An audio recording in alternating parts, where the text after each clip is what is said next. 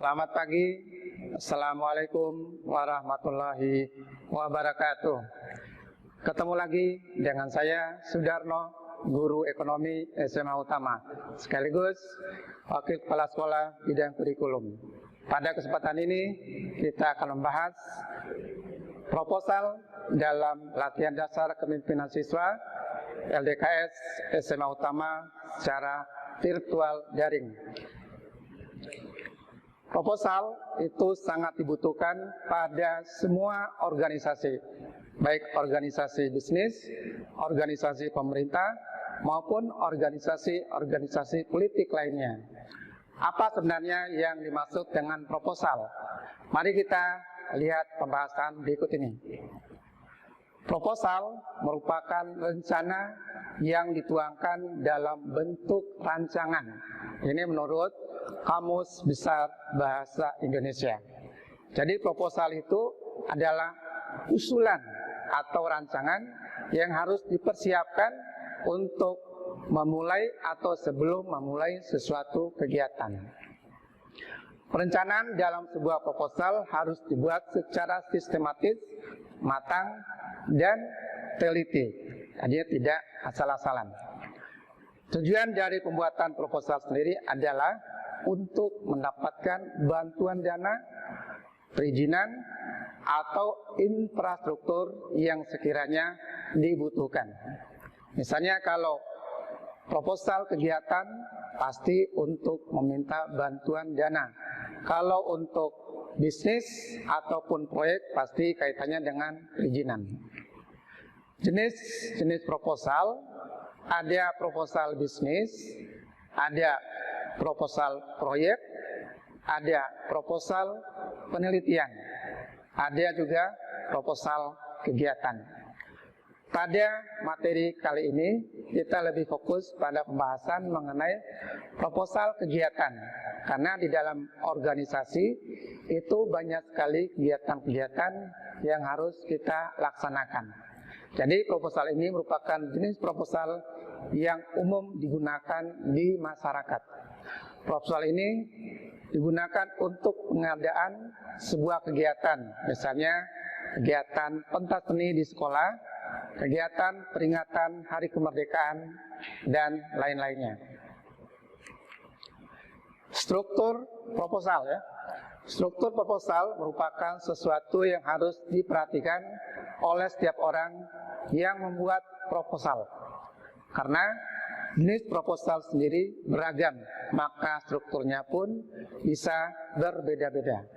Mari kita lihat ya, bagaimana perbandingan dari masing-masing proposal, baik itu proposal bisnis, proposal proyek, proposal penelitian, maupun proposal kegiatan. Nah, kita lihat perbandingannya. Dalam struktur proposal bisnis itu komponennya banyak sekali ya. Kita ambil dari halaman cover, ada pendahuluan, kemudian ada deskripsi usaha, deskripsi produk, kemudian proses produksinya, manajemen usaha, lokasi usaha, prospektus laba, kemudian deskripsi dan kebutuhan finansial, usia investasi, bentuk kerjasama, metode perhitungan bagi hasil, penutup beserta lampiran-lampirannya. Nah, kemudian kita bandingkan dengan proposal kegiatan, di mana bahwa proposal ini kalau kita perhatikan itu komponennya sederhana ya, tidak banyak. Mulai dari cover atau halaman judul, kemudian pendahuluan, tujuan, sasaran, jadwal kegiatan, susunan acara, susunan panitia, kemudian kebutuhan anggaran, dan terakhir adalah penutup. Kemudian kita bandingkan lagi dengan proposal proyek. Proposal proyek ini juga komponennya cukup banyak. Ada kurang lebih 14 komponen.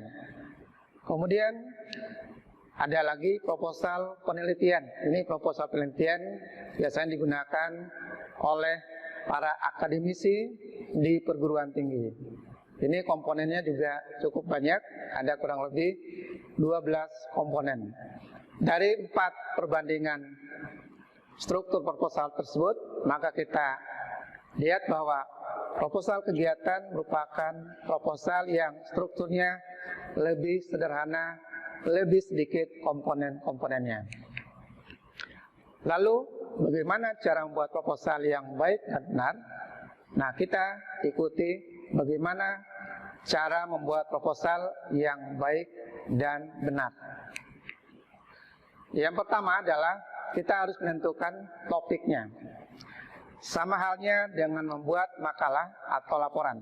Dalam membuat sebuah proposal, kita harus menentukan terlebih dahulu topik yang akan menjadi pokok bahasan. Apapun jenis proposal yang kita buat, topik proposal adalah sesuatu yang harus diperhatikan. Pilihlah topik yang sekiranya bisa menarik pembaca proposal yang isinya jelas, sehingga proposal kita akan semakin mudah untuk disetujui. Nah, itu yang pertama. Kemudian yang kedua adalah menentukan struktur proposalnya. Tadi di awal kita sudah melihat struktur proposal berdasarkan jenis-jenis kegiatan. Setelah menentukan topik, maka langkah selanjutnya adalah menentukan struktur proposal. Kita bisa menggunakan berbagai struktur proposal sebagai referensi. Memang tidak semua struktur proposal yang tertulis harus ada pada proposal yang kita buat. Namun semakin lengkap, semakin mudah para pembaca untuk memahami proposal yang kita buat. Kemudian yang ketiga adalah, ini yang penting ya, membuat kerangka proposal. Kerangka proposal untuk mempermudah kita dalam penyusunan. Kerangka ini nanti bisa berisi poin penting yang ingin kita sampaikan dalam proposal. Kemudian yang keempat adalah harus objektivitas. Dalam penulisan sebuah proposal, kita harus berpatokan pada data dan fakta yang ada di lapangan. Jadi tidak boleh membuat semaunya kita, ya. Atau jangan sampai kita mengarang bebas tanpa ada bukti, tanpa ada data, tanpa ada fakta yang mendukung di lapangan. Data yang kita tulis harus benar adanya, masuk akal, serta dapat dipertanggungjawabkan. Nah, ini data. Kemudian yang kelima adalah memperhatikan format penulisan. Format penulisan juga merupakan salah satu hal yang harus kita perhatikan dalam membuat sebuah proposal. Gunakan bahasa dan kata baku yang baik dan benar, serta usahakan untuk menggunakan kalimat yang jelas, kalimat yang efektif sehingga jelas. Hindari juga kesalahan ejaan maupun penulisan pada proposal yang kita buat, ya. Jadi jangan salah menulis kata atau kalimat, karena nanti akan membuat proposal kita menjadi rancu. Orang akan merasa kesal ketika membaca ejaan yang salah ataupun kalimat-kalimat yang salah. Kemudian kesimpulan dari apa yang 5 poin tadi, bahwa jika kita memiliki sebuah agenda kegiatan atau penelitian, maka proposal merupakan sebuah hal penting yang harus kita persiapkan. Dengan membuat proposal, kita akan lebih mudah untuk mengetahui kelayakan agenda yang kita rencanakan, serta dapat membantu kita dalam hal pendanaan dan sebagainya. Nah, di dalam organisasi, siapa sebenarnya yang harus membuat proposal? Kalau dalam kegiatan organisasi siswa, ketua OSIS tidak mesti harus menjadi orang yang membuat proposal. Artinya bahwa proposal ini adalah sebuah kerja tim. Jadi ada yang dikhususkan untuk membuat sebuah proposal. Mari kita lihat contoh proposal yang strukturnya lebih sederhana.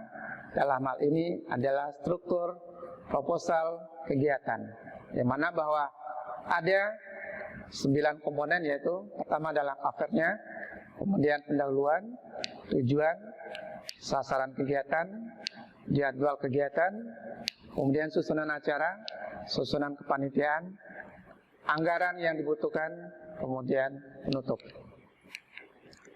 Nah, kita lihat di SMA Utama ada sebuah kegiatan yang pernah dilakukan, yaitu kegiatan Festival Teater se-Jabodetabek. Nah, untuk mewujudkan kegiatan tersebut, SMA Utama dalam hal ini adalah Ekskul Teater membuat sebuah proposal. Nah, ini judulnya adalah Proposal Teater Pelangi dalam rangka Festival Teater Seltea ke-24 se-Jabodetabek, ini tahun 2016. Ini adalah contoh halaman judul atau covernya. Kemudian setelah cover adalah pendahuluan, ya.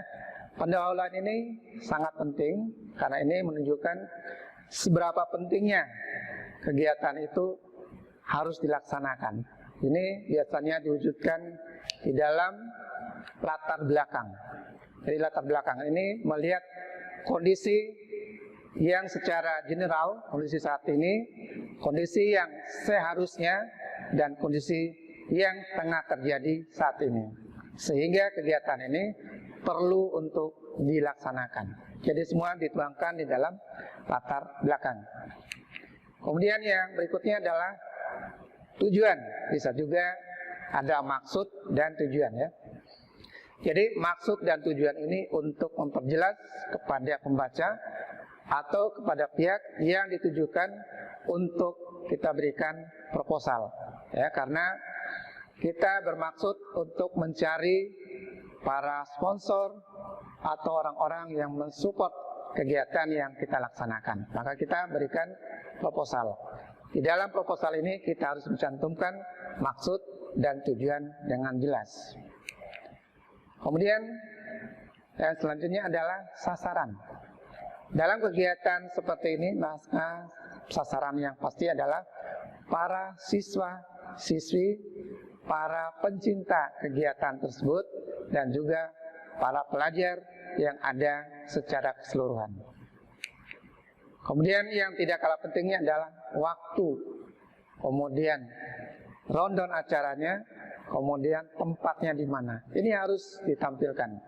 Tempat, waktu, tanggal, hari, kemudian pukul berapa, kemudian disertai dengan rundown atau susunan acara. Itu harus diperjelas. Kemudian yang tidak kalah pentingnya adalah siapa orang-orang yang berada di balik sebuah kegiatan tersebut. Dalam hal ini adalah kepanitiaan. Karena para pembaca proposal pasti akan melihat siapa pendukung atau yang mensupport. Kemudian siapa pelaksananya. Ini akan menentukan kalau kita mencari donatur, maka para pendukung ini akan menjadi faktor pendukung atau yang sangat menentukan. Jadi kalau dalam kegiatan teater itu namanya tim produksi, kalau secara keseluruhan proposal namanya kepanitiaan atau susunan kepanitiaan. Kemudian yang selanjutnya yang paling penting adalah yang namanya anggaran biaya. Dalam sebuah kegiatan tidak akan mungkin bisa berjalan tanpa ada namanya anggaran pembiayaan. Nah, dari mana anggaran kegiatan tersebut?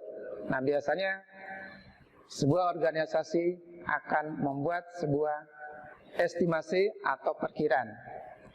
Anggaran bisa berasal dari internal, bisa juga berasal dari eksternal. Jadi salah satu fungsi proposal ini adalah untuk mencari dukungan dana dari orang-orang atau pihak eksternal. Kemudian setelah menyusun pemasukan, jangan lupakan namanya pengeluaran. Jangan sampai kita lupa pengeluarannya lebih besar daripada pemasukan.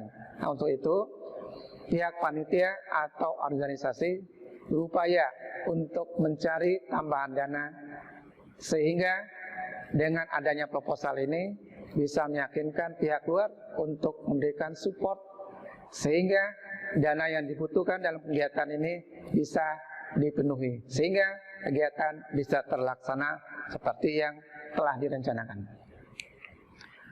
Kemudian adalah penutup, ini adalah yang terakhir. Ini adalah harapan bersama, semoga apa yang telah direncanakan, apa yang telah disusun itu mendapatkan support, mendapatkan dukungan baik dari para donatur, para pembaca, atau para pencinta kegiatan tersebut, sehingga apa yang menjadi harapan bersama itu bisa terwujud. Nah, sebelum kita mengakhiri pada poin penutup, biasanya yang tidak kalah pentingnya adalah proposal itu harus disertai dengan yang namanya pengesahan. Jadi sebuah proposal tidak akan bisa dikeluarkan kalau belum adanya pengesahan. Ini adalah kuncinya yang terakhir, ya. Pengesahan ini mulai dari siapa ketuanya, kemudian sekretaris atau wakil ketua, kemudian kalau di tingkat SMA itu ada pembina OSIS, ada wakil kesiswaan, baru yang berikutnya adalah kepala sekolah. Jadi tanpa ada pengesahan, maka proposal ini belum sah untuk dikeluarkan. Kalau proposal belum sah dikeluarkan, berarti kegiatan ini belum sah untuk dilaksanakan. Nah, oleh karena itu, rentetan atau penyusunan proposal itu harus diperhatikan mulai dari tahap awal sampai dengan tahap akhir, bahkan sampai dengan tahap pengesahan. Dan pengesahan ini boleh ditampilkan di halaman setelah cover, bisa juga ditampilkan setelah halaman penutupan. Jadi sifatnya sangat teknis. Tapi yang lebih mempermudah para pembaca adalah lebih baik ditampilkan setelah halaman cover yang dibuat, sehingga para pembaca dengan langsung bisa melihat bahwa proposal ini telah sah dan bisa digunakan. Demikian, semoga apa yang disajikan bisa bermanfaat dan mudah-mudahan organisasi yang ada di SMA Utama, baik ekstrakurikuler, OSIS, bisa menggunakan informasi ini dalam menyusun sebuah proposal. Semoga harapannya kalian bisa memanfaatkan ilmu ini untuk 5 tahun atau 10 tahun yang akan datang. Demikian, billahi taufik wal hidayah. Assalamualaikum warahmatullahi wabarakatuh.